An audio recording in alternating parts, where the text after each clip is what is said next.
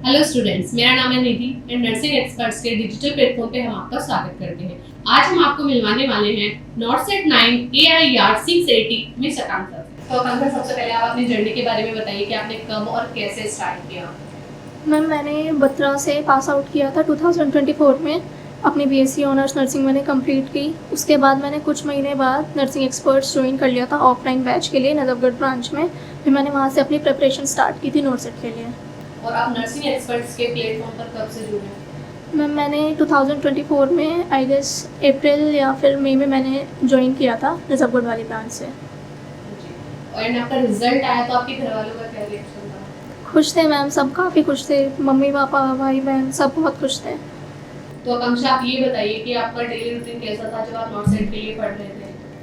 Ma'am मेरी जब classes होती थी तो मैं क्लासेस अटेंड करने के बाद घर जाके जो भी क्लास में पढ़ाया जाता था डेली वो जाके रिवाइज करती थी। उसके बाद जो टॉपिक डेली पढ़ाया जाता था उसके क्वेश्चंस साथ साथ सोल्व कर लेती थी। आपने पहले भी नॉर्सेट दिया है या फर्स्ट अटेम्प्ट? नहीं, मैंने इससे पहले नॉर्सेट 7 दिया था, 8 दिया था, बट उनमें मेरी रैंक अच्छी नहीं थी। क्लियर हो गया था बट रैंक अच्छी नहीं थी, तो फिर मैंने नॉर्सेट 9 दिया, फिर ये वाला क्लियर हो गया था। तो आकांक्षा, आप हमारे दर्शकों को ये बताइए कि आपने कितने आवर्स पढ़ाई की? मैम जब मेरी क्लासेस थी तो उस टाइम पर क्लासेस के बाद 5 to 6 आवर्स डेली, और जब मेरा सिलेबस ख़त्म हो गया था तो अराउंड कभी 10-12 इतना आवर्स मेरा डेली का होता था। आकांक्षा, आप हमारे दर्शकों को ये बताइए कि आप पर डे कितने MCQs निकालते हैं? Per day ma'am at least 500 questions तो रोज़ डेली सॉल्व करने ही चाहिए। लेकिन अगर आप ठीक से करोगे, जैसे मॉस्पी है, सॉन्डर्स है, तो उनमें रैशनल्स दिए हुए हैं पीछे। अगर आप उनके साथ करोगे तो आपके कॉन्सेप्ट्स अच्छे होते हैं। वो उसके हिसाब से फिर थोड़े पर डे कम क्वेश्चंस होंगे लेकिन वो अच्छे से होते हैं। जैसे स्टूडेंट्स का मानना है कि डेली 1800 इतने MCQs करो, लेकिन भले ही थोड़े कम करो लेकिन ऐसे करो कि उससे आपके कॉन्सेप्ट्स अच्छे हो जाएँ। क्या आपने कोई टेस्ट सीरीज भी रखी है? हाँ जी मैम, एक तो जो नर्सिंग एक्सपर्ट्स में डेली एक फ्री टेस्ट का लिंक आता है, मैंने वो दिया था। और जो एक्सपर्ट से टेस्ट सीरीज़ आती है वो मैंने दिए थे, और उसमें से क्वेश्चंस देखे भी हैं मैंने। प्री में नॉर्सेट 8 में 7 में मैंने देखे भी हैं क्वेश्चन। आकांक्षा, आप ये बताइए कि आपने थ्योरी एंड MCQ को कैसे बैलेंस किया? मैम वैसे तो चीज़ें हर बच्चे के अकॉर्डिंग, सबके अकॉर्डिंग अलग अलग होती हैं, लेकिन मेरे अकॉर्डिंग ये है कि आप थ्योरी एक बार पढ़ो, अच्छे से कॉन्सेप्ट्स अपने क्लियर कर लो। उसके बाद जो चीज़ें आपको लगती है कि आपको लर्न करने वाली चीज़ें, वो अपनी एक पर्सनल नोटबुक बना लो जिसमें आप अपनी सारी चीज़ें नोट कर लो ताकि आप बाद में उन्हें लर्न कर सकें। और जो भी टॉपिक आप डेली पढ़ रहे हो साथ साथ उसके MCQs कर लो, और मैक्सिमम टाइम अगर हो सके तो MCQs को दो, क्योंकि उसमें रैशनल्स होते हैं बुक में। अगर आप साथ साथ सारे रैशनल्स पढ़ेंगे तो वो कॉन्सेप्ट से बिल्ड होते हैं अच्छे से। एंड जो नर्सिंग एक्सपर्ट्स के हैंड रिटन नोट्स थे वो आपके लिए मतलब कैसे बेनिफिट रहा? नोट्स बहुत अच्छे हैं मैम, सारे नोट्स बहुत अच्छे हैं। हर सब्जेक्ट के नोट्स इनफ हैं। मुझे कभी ऐसे लगा नहीं कि मैं किसी और बुक को देखूं या कहीं और से किसी के नोट्स लूं। सारे नोट्स बहुत अच्छे हैं, और कोई भी ऐसा टॉपिक नहीं है कि जो आपको नोट्स में नहीं मिलेगा या कुछ छूट गया है। सब बहुत अच्छा है। और आपने शॉर्ट नोट्स कैसे बनाए रिवीजन करने के लिए? शॉर्ट नोट्स मैम इस तरह से बनाए थे कि कुछ चीज़ें जो समझने वाली थी वो मैंने अलग से नहीं लिखी, लेकिन कुछ चीज़ें ऐसी होती हैं नोट्स में जो हमें याद करनी पड़ती हैं, जो मतलब उनको समझा नहीं जा सकता लेकिन आपको याद ही रखनी पड़ेगी। तो मैंने उनको शॉर्ट में 1-1 लाइन्स में ऐसे नोट कर लिया था। नर्सिंग एक्सपर्ट्स में आपका कौन सा बैच था? मैम नर्सिंग एक्सपर्ट्स में मेरा मॉर्निंग अपेंडिक्स बैच था नजफगढ़ ब्रांच से। तो आकांक्षा, आप ये बताइए कि नॉर्सेट 9 का पेपर कैसा था? इजी था, हार्ड था? मैम नॉर्सेट 9 का जो प्री वाला एग्ज़ाम था उसमें बच्चों को लगा कि पेपर डिफ़िकल्ट है, लेकिन मेरे अकॉर्डिंग वो पेपर थोड़ा मॉडरेट था।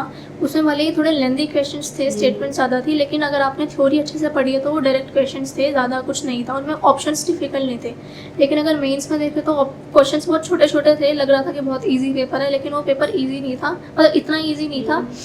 उसमें क्वेश्चंस थोड़े मतलब ऑप्शंस थोड़े ट्रिकी थे, और प्री वाला मुझे सही लगा पेपर। आपकी रैंक कौन सी आई है?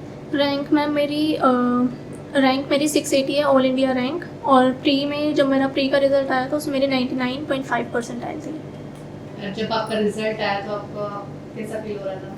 मैम उस टाइम तो एक बार तो मुझे यकीन ही नहीं हुआ था कि मेरा रिजल्ट है। जब फ्री का आया था तो मैंने 2-3 बार तो अपना खुद का ही रोल नंबर मैच किया था कि ये मेरा ही है या किसी और का तो नहीं है। फ्रेंड्स ने मुझे PDF भेजी रिज़ल्ट की कि रिज़ल्ट आ गए, रिज़ल्ट चेक कर ले, लेकिन उस टाइम मेरी हिम्मत नहीं थी कि मैं रिज़ल्ट चेक कर लूँ। तो मैंने कम से कम 20-25 मिनट तक तो PDF ही नहीं खोली थी, क्योंकि उससे पहले ही रोना स्टार्ट हो गया था कि पता नहीं हुआ होगा, नहीं हुआ होगा, क्योंकि इससे पहले भी नहीं हुआ था। तो वो एक डर हो जाता है मन में कि पता नहीं हुआ होगा। पर जब देखा तो सब बहुत खुश थे, फ्रेंड्स भी, घर वाले भी, सब बहुत खुश थे। नर्सिंग एक्सपर्ट्स के टीचर्स ने आपकी कितनी हेल्प की इसमें?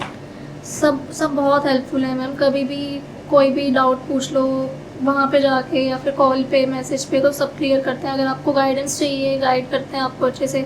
इनफैक्ट अभी रिज़ल्ट आने के बाद भी टीचर से जब बात की कि क्या सेलेक्ट करना चाहिए, कौन सा, किसको प्रेफरेंस देनी है, तो सब बहुत अच्छे हैं, सब अच्छे से गाइड करते हैं। आकांक्षा, आप हमारे दर्शकों को ये बताइए कि नॉन नर्सिंग नॉर्सेट में कितना इम्पोर्टेंट है? नॉन नर्सिंग मैम काफ़ी इम्पोर्टेंट है। अगर मैं अपने पर्सनल एक्सपीरियंस शेयर करूँ तो उसमें नॉर्सेट 7 में मैंने क्या किया था कि मैंने पढ़ी ही नहीं थी नॉन नर्सिंग। मैथ्स मुझे थोड़ी बहुत आती थी, मैथ्स रीजनिंग, बट जीके मुझे बिल्कुल भी नहीं आती थी।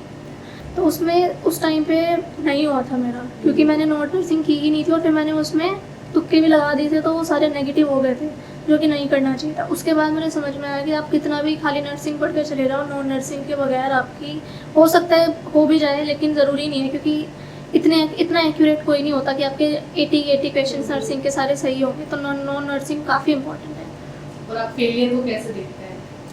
फेलियर में मैम ये है कि बुरा तो लगता है, लेकिन वही है कि रुकना नहीं है, आगे चलते चलोगे तो आपने स्टार्ट किया है तो हो ही जाएगा। अगर आप बीच में छोड़ दोगे तो जहाँ से आपने स्टार्ट किया था ज़ीरो से, आप बिल्कुल ज़ीरो ही हो जाओगे। तो फेलियर का ऐसा नहीं है कि आप फेल ही हो गए, हाँ नहीं हुआ कोई बात नहीं, आगे पढ़ते रहो, हो ही जाता है एक दिन सबका। तो आकांक्षा, आपके अकॉर्डिंग सक्सेस के लिए 3 इम्पोर्टेंट फैक्टर्स कौन से हैं? मैम सबसे पहला तो फैमिली सपोर्ट, क्योंकि आसपास आपके इतने लोग होते हैं ट्रबल क्रिएट करने के लिए, फिर वो चाहे रिलेटिव्स हों, नेबर्स हो, या कोई भी हो, लेकिन मेन है फैमिली सपोर्ट। अगर आपकी फैमिली सपोर्टिव है, उनको अगर कोई दिक्कत नहीं, अगर आप 1 अटैम्प्ट, 2 अटैम्प्ट या मल्टीपल अटैम्प्ट्स दे रहे हो, तो कोई उसमें इशू नहीं है, क्योंकि उनको पता है कि आपने मेहनत की है, या आपको पता है कि आप मेहनत कर रहे हो, बाहर वाले लोगों को पता नहीं होता।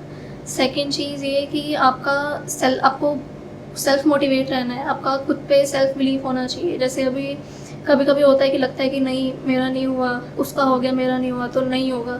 लेकिन अगर आप खुद में पॉजिटिव रहोगे कि हाँ हमारा होगा, तो वो हो ही जाता है। आकांक्षा, आपका इस पॉडकास्ट में जुड़ने के लिए बहुत बहुत धन्यवाद, एंड नर्सिंग एक्सपर्ट्स की तरफ से आपको best wishes. Thank you ma'am.